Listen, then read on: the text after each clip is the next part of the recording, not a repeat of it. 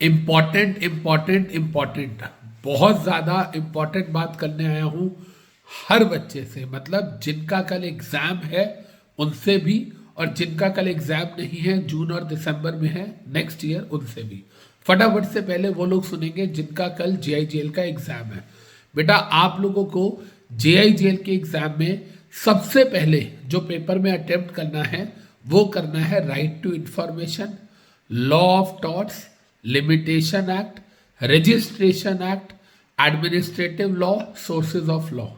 इसके बाद second level पे आप करेंगे आपके criminal law, civil law, Indian penal code, constitution of India, evidence act, ये सब आपके सेकेंडरी लेवल पे आएंगे। मैं फिर से बोल रहा हूँ, law of torts, right to information act, limitation act, registration act, या अगर हम बात करें administrative law, sources of law, ये सब आपके प्रायोरिटी वाले चैप्टर्स होने चाहिए, क्योंकि ये स्कोरिंग होते हैं, तो पहले ये वाले क्वेश्चंस को आप अटेम्प्ट कीजिएगा। दूसरी इंपॉर्टेंट बात, JIGL के एग्जाम में हर क्वेश्चन में जहां पॉसिबल हो, जहां आपको अपॉर्चुनिटी दिखे, वहां पर आप केस का नाम जरूर लिखेंगे। केस का नाम भी जरूर लिखेंगे और साथ में एग्जाम्पल भी जरूर लिखेंगे। बिना एग्जाम्पल के आपका आंसर नहीं होना चाहिए। तो केस का लॉ भी लिखे, केस का नाम भी लिखेंगे, साथ में एग्जाम्पल भी। अगर आपको केस का नाम नहीं आता तो आप अपने आप, कई बच्चे क्या करते हैं, गलत केस का नाम लिख देते हैं, ऐसे ही कुछ भी लिख देते हैं, कुछ भी, मतलब Bhupendra Singh versus state of Himachal Pradesh. आप ऐसा कुछ नहीं करोगे। एग्जामिनर बेवकूफ़ नहीं है, स्मार्ट इनफ है, उसे पता है कि कौन से केसेस एग्जिस्ट करते हैं और कौन से केसेस आपने अपने मन से कोई भी नाम लिख दिया।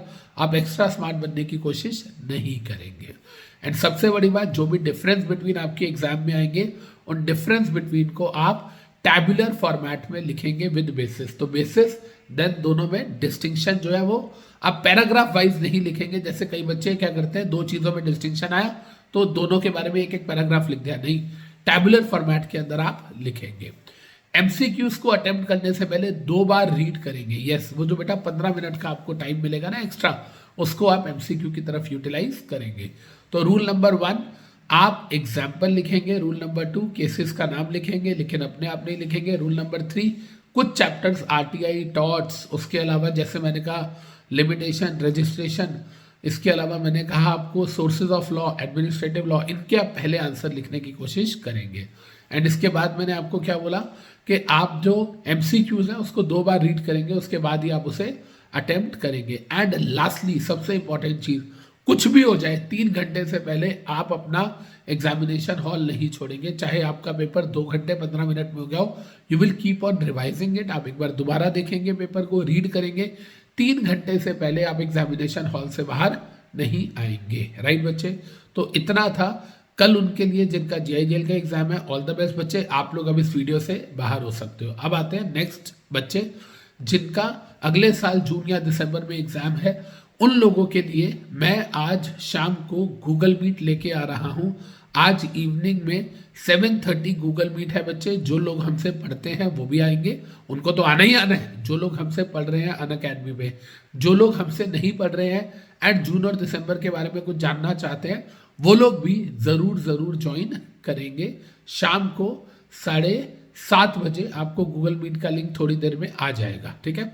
इसके अलावा अनअकैडमी पे अब तीसरी इंपॉर्टेंट चीज़, आज जब आप गूगल मीट पे आएंगे उसके बाद अगर आपको लगता है कि हाँ यार Unacademy is a good platform for you और आपको अनअकैडमी को ज्वाइन करना चाहिए, आपको Amit Vora sir and team को ज्वाइन करना चाहिए, तो आपके लिए अभी अनलॉक ऑफर 3 दिन के लिए आया है।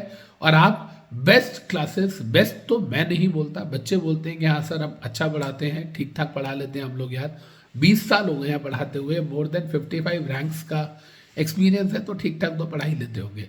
तो हम लोग यहाँ पर आपके लिए अनलॉक ऑफर लेके आए हैं और आप बेस्ट अफोर्डेबल प्राइजेस पे हमारी कोचिंग क्लासेस को ज्वाइन कर सकते हो। तो मिलते हैं आपको शाम को 7:30 बजे गूगल मीट पे। Thank you.